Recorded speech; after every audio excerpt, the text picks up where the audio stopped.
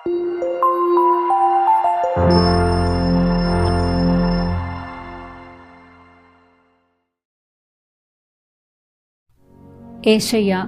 അദ്ധ്യായം 21. ബാബിലോണിന്റെ പതനം. സമുദ്രതീരത്തെ മരുഭൂമിയെക്കുറിച്ചുണ്ടായ അരുളപ്പാട്. നെഗേബിൽ ചുഴലിക്കാറ്റ് വീശുന്നത് പോലെ അത് മരുഭൂമിയിൽ നിന്ന്, ഭയാനകമായ ദേശത്തു നിന്ന് വരുന്നു. ഭീകരമായ ഒരു ദർശനം. കവർച്ചക്കാരൻ കവർച്ച ചെയ്യുന്നു, വിനാശകർ നശിപ്പിക്കുന്നു. ഏലാം, നീ കയറിച്ചെല്ലുക. മേദിയ, നീ ഉപരോധിക്കുക. അവൾ നിമിത്തമുണ്ടായ നെടുവീർപ്പുകൾക്ക് ഞാൻ അറുതി വരുത്തും. ഞാൻ കഠിനവേദന അനുഭവിക്കുന്നു. ഈറ്റുനോവിന് തുല്യമായ വേദന എന്നെ കീഴടക്കുന്നു. വേദന കൊണ്ട് കുനിഞ്ഞ് എനിക്ക് ഒന്നും കേൾക്കാൻ വയ്യാതായിരിക്കുന്നു.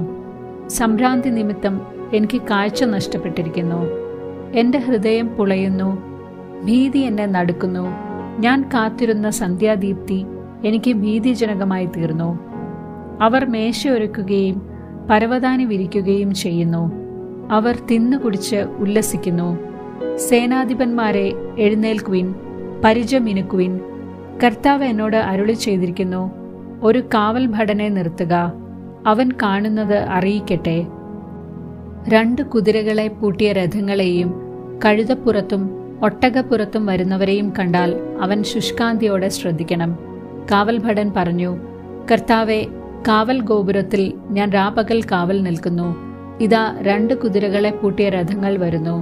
അപ്പോൾ അവൻ മറുപടി പറഞ്ഞു, വീണുപോയി, ബാബിലോൺ വീണുപോയി. അവളുടെ ദേവന്മാരുടെ വിഗ്രഹങ്ങളെല്ലാം അടിച്ചുടയ്ക്കപ്പെട്ടിരിക്കുന്നു. മെതിച്ചു പാറ്റപ്പെട്ടവനെ, ഇസ്രായേലിന്റെ ദൈവമായ സൈന്യങ്ങളുടെ കർത്താവിൽ നിന്ന് കേട്ടത് ഞാൻ നിന്നെ അറിയിക്കുന്നു. ഏദോം, അറേബ്യ, കേദാർ. ഏദോമിനെ കുറിച്ചുള്ള അരുളപ്പാട്. സേറിൽ നിന്ന് ഒരുവൻ എന്നോട് വിളിച്ചു ചോദിക്കുന്നു, കാവൽക്കാരാ, എത്രാം യാമമായി? രാത്രി ഇനി എത്രയുണ്ട്? കാവൽക്കാരൻ മറുപടി പറഞ്ഞു, പ്രഭാതം വരുന്നു, രാത്രിയും. നിനക്ക് അറിയണമെങ്കിൽ മടങ്ങി വന്ന് ചോദിച്ചുകൊള്ളുക. അറേബ്യയെക്കുറിച്ചുള്ള അരുളപ്പാട്. ദദാന്യരായ സാർത്ഥവാഹകരെ, നിങ്ങൾ അറേബ്യയിലെ കുറ്റിക്കാട്ടിൽ വസിക്കും. തേമാന്യരെ, നിങ്ങൾ ദാഹിക്കുന്നവർക്ക് ജലം നൽകുവിൻ. പലായനം ചെയ്യുന്നവർക്ക് അപ്പം കൊടുക്കുവിൻ. എന്തെന്നാൽ അവർ ഊരിയ വാളിൽ നിന്നും കുലച്ച വില്ലിൽ നിന്നും യുദ്ധത്തിന്റെ നടുവിൽ നിന്നും രക്ഷപ്പെട്ട് ഓടുന്നവരാണ്. കർത്താവ് എന്നോട് അരുളി ചെയ്തു, കൂലിക്കാരൻ കണക്കാക്കുന്നത് പോലെ കണിശം 1 വർഷത്തിനുള്ളിൽ കേദാറിന്റെ സർവ്വമഹത്വവും നശിക്കും. കേദാറിന്റെ വില്ലാളി വീരന്മാരിൽ ചുരുക്കം പേർ മാത്രം അവശേഷിക്കും. ഇസ്രായേലിന്റെ ദൈവമായ കർത്താവാണ് അരുളി ചെയ്തിരിക്കുന്നത്. അദ്ധ്യായം 22. ജെറുസലേമിന്റെ മേൽ വിധി. ദർശനത്തിന്റെ താഴ്വരയെക്കുറിച്ചുണ്ടായ അരുളപ്പാട്. ആഹ്ലാദിച്ചട്ടഹസിച്ച് ഇളകിമറിയുന്ന ജനമേ, നിങ്ങളെല്ലാവരും പുരമുകളിൽ കയറുന്നതെന്തിന്?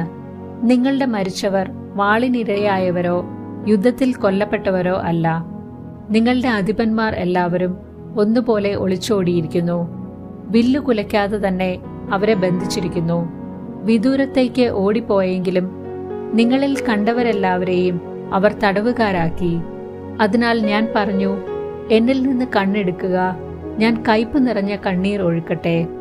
എന്റെ ജനത്തിന്റെ പുത്രിയുടെ നാശത്തെ പ്രതി എന്നെ ആശ്വസിപ്പിക്കാൻ ആരും ശ്രമിക്കേണ്ട. പരാജയത്തിന്റെയും പലായനത്തിന്റെയും സംഭ്രാന്തിയുടെയും ദിനമാണിത്. സൈന്യങ്ങളുടെ ദൈവമായ കർത്താവ് അയക്കുന്ന ദിനം. ദർശനത്തിന്റെ താഴ്വരയിൽ കോട്ടകൾ തകർക്കപ്പെടുന്നു. സഹായത്തിനു വേണ്ടിയുള്ള നിലവിളി പർവ്വതത്തിൽ മുഴങ്ങുന്നു. ഏലാം ആവനാഴി അണിയുന്നു. രഥങ്ങളിൽ കുതിരകളെ പൂട്ടുന്നു. കീർ പരിച പുറത്തെടുക്കുന്നു. നിങ്ങളുടെ ശ്രേഷ്ഠമായ താഴ്വരകൾ രഥങ്ങൾ കൊണ്ട് നിറഞ്ഞു. കുതിരപ്പടയാളികൾ കവാടങ്ങളിൽ നിലയുറപ്പിച്ചു. അവൻ യൂദായുടെ ആവരണം എടുത്തുമാറ്റി. അന്നു നീ കാനന മന്ദിരത്തിലെ ആയുധങ്ങളിലേക്ക് നോക്കി. ദാവീദിന്റെ നഗരത്തിന്റെ കോട്ടയിൽ ഏറെ പിളർപ്പ് കണ്ടു. താഴത്തെ കുളത്തിലെ ജലം നീ കെട്ടി നിർത്തി. നീ ജെറുസലേമിലെ വീടുകൾ എണ്ണുകയും കോട്ടയുറപ്പിക്കാൻ വീടുകൾ പൊളിക്കുകയും ചെയ്തു. പഴയ കുളത്തിലെ ജലം ശേഖരിക്കാൻ വേണ്ടി ഇരുമതിലുകൾക്കുമിടയിലായി നീ ഒരു ജലസംഭരണി നിർമ്മിച്ചു.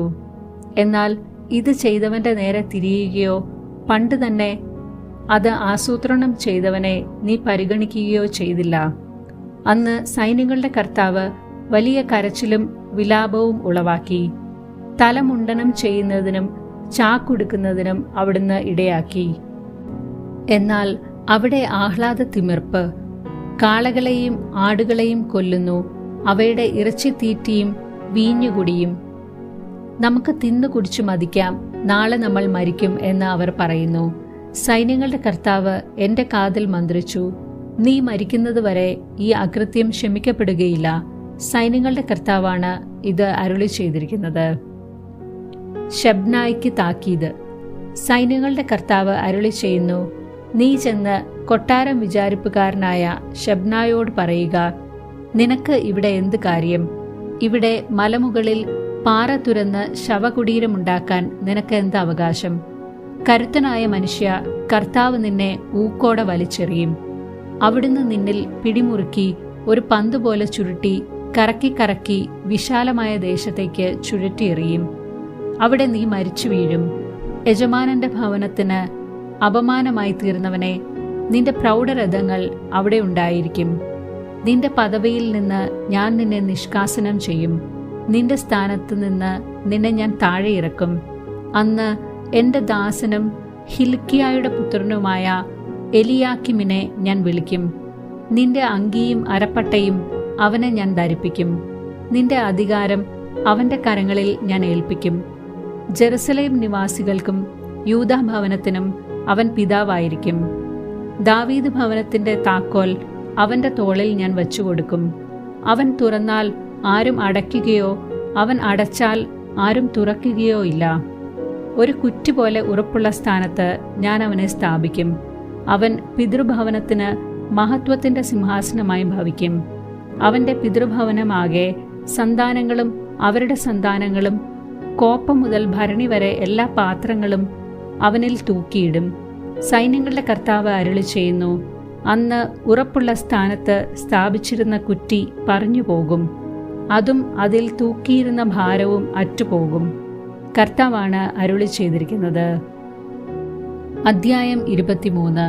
ടയറിനും സീദോനുമെതിരെ. ടയറിനെ കുറിച്ചുള്ള അരുളപ്പാട്. താർഷീഷിലെ കപ്പലുകളെ വിലപിക്കുവിൻ. ഭവനമോ തുറമുഖമോ അവശേഷിക്കാതെ ടയർ ശൂന്യമായിരിക്കുന്നു. സൈപ്രസ് ദേശത്തു നിന്ന് അവർ ഇതറിഞ്ഞു. തീരദേശവാസികളെ, കടൽ കടന്ന് കച്ചവടം നടത്തുന്ന സീദോൻ വർത്തകരെ, നിശബ്ദരായിരിക്കുവിൻ. ഷീഹോറിലെ ധാന്യങ്ങൾ നൈൽ തടത്തിലെ വിളവ് ആയിരുന്നു അവരുടെ വരുമാനം.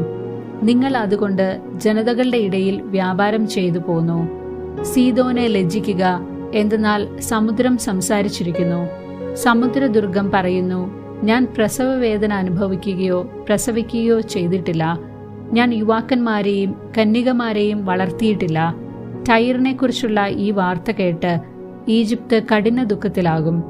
തീരദേശവാസികളെ, താർഷീഷിലേക്ക് കടന്ന് വിലപിക്കുവിൻ.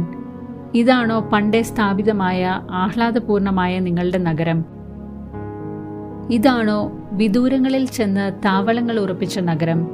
രാജാക്കന്മാരെ വാഴിച്ചിരുന്ന ടയറിന്റെ മേൽ ഭൂമിയിലെങ്ങും ആദരണീയരായ വർത്തക പ്രഭുക്കന്മാർ ഉണ്ടായിരുന്ന ടയറിന്റെ മേൽ ആരാണ് ഈ അനർത്ഥം വരുത്തിയത്? ഭൂമിയിലെ സർവമഹത്വത്തിന്റെയും അഹങ്കാരത്തെ നിന്ദിക്കാൻ, ഭൂമിയിലെ മഹാന്മാരെ അവമാനിതരാക്കാൻ സൈന്യങ്ങളുടെ കർത്താവാണ് ഇത് ചെയ്തത്. താർഷീഷിന്റെ പുത്രി, നൈൽ തടത്തിൽ എന്ന പോലെ നീ കൃഷി ഇറക്കുക. തുറമുഖങ്ങൾ നശിച്ചുപോയി. അവിടുന്ന് സമുദ്രത്തിന്മേൽ കരം നീട്ടി രാജ്യങ്ങളെ വിറപ്പിച്ചു. കാനാനിലെ ശക്തിദുർഗങ്ങളെ നശിപ്പിക്കാൻ കർത്താവ് കൽപ്പന നൽകി. അവിടുന്ന് അരുളി ചെയ്തു, മർദ്ദിതയായ സീദോൻ കന്യകേ, നിന്റെ ആഹ്ലാദം അവസാനിച്ചു. എഴുന്നേറ്റ് സൈപ്രസിലേക്ക് പോവുക. അവിടെയും നിനക്ക് ആശ്വാസം ലഭിക്കുകയില്ല. കൽദായരുടെ ദേശം കണ്ടാലും ഇതാണ് ആ ജനത. ഇത് അസീറിയ ആയിരുന്നില്ല. അവർ ടൈറിനെ വന്യമൃഗങ്ങൾക്ക് വിട്ടുകൊടുത്തു. അവർ അവിടെ ഉപരോധ ഗോപുരങ്ങൾ പടുത്തുയർത്തുകയും അവളുടെ കൊട്ടാരങ്ങൾ ഇടിച്ചു തകർക്കുകയും ചെയ്തു. അവർ അവളെ നാശകൂമ്പാരമാക്കി. താർഷീഷിലെ കപ്പലുകളെ വിലപിക്കുവിൻ. നിങ്ങളുടെ ശക്തിദുർഗം ശൂന്യമായിരിക്കുന്നു. ഒരു രാജാവിന്റെ ജീവിതകാലമായ 70 വർഷത്തേക്ക് ടയർ വിസ്മരിക്കപ്പെടും. ആ 70 വർഷം പൂർത്തിയാകുമ്പോൾ വേശ്യയുടെ ഗാനത്തിൽ പറയുന്നത് പോലെ ടൈറിന് സംഭവിക്കും. വിസ്മൃതമായ സ്വൈരിണി, വീണമീട്ടി നഗരത്തിന് പ്രദക്ഷിണം വയ്ക്കുക, മധുര സംഗീതം പൊഴിക്കുക, ഗാനങ്ങൾ ആലപിക്കുക, നിന്നെ അവർ ഓർക്കട്ടെ. 70 വർഷം പൂർത്തിയാകുമ്പോൾ കർത്താവ് ടൈറിനെ സന്ദർശിക്കും. അവൾ തൊഴിൽ പുനരാരംഭിക്കും. ഭൂമുഖത്തുള്ള എല്ലാ രാജ്യങ്ങളുമായി അവൾ വേശ്യാവൃത്തിയിലേർപ്പെടും. അവളുടെ വ്യാപാര ചരക്കുകളും സർവാദായങ്ങളും കർത്താവിന് സമർപ്പിക്കപ്പെടും. അവ സംഭരിക്കുകയോ പൂഴ്ത്തിവെക്കുകയോ ചെയ്യുകയില്ല. എന്നാൽ അവളുടെ വ്യാപാര ചരക്കുകൾ കർത്താവിൻ്റെ മുൻപിൽ വ്യാപരിക്കുന്നവർക്ക് സമൃദ്ധമായ ഭക്ഷണവും മോടിയുള്ള വസ്ത്രവുമായി ഭവിക്കും. അധ്യായം 24. ഭൂമിയുടെ മേൽ വിധി. കർത്താവ് ഭൂമിയെ ശൂന്യവും വിജനവുമാക്കി തീർക്കും. അവിടുന്ന് അതിൻ്റെ ഉപരിതലത്തെ ഞെരിച്ച് അതിലെ നിവാസികളെ ചിതറിക്കും.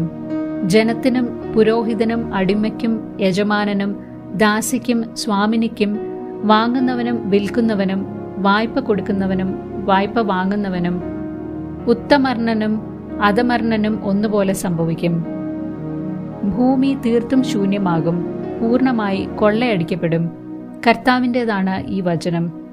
ഭൂമി ദുഃഖിച്ച് ക്ഷയിച്ചു പോകുന്നു, ലോകമാകെ വാടിക്കൊഴിയുന്നു. ആകാശം ഭൂമിയോടൊപ്പം വാടിപ്പോകുന്നു. ഭൂമി അതിലെ നിവാസികൾ നിമിത്തം അശുദ്ധമായി തീർന്നിരിക്കുന്നു. അവർ നിയമം ലംഘിക്കുകയും കൽപ്പനകളിൽ നിന്ന് വ്യതിചലിക്കുകയും അങ്ങനെ ശാശ്വതമായ ഉടമ്പടിക്ക് ഭംഗം വരുത്തുകയും ചെയ്തിരിക്കുന്നു.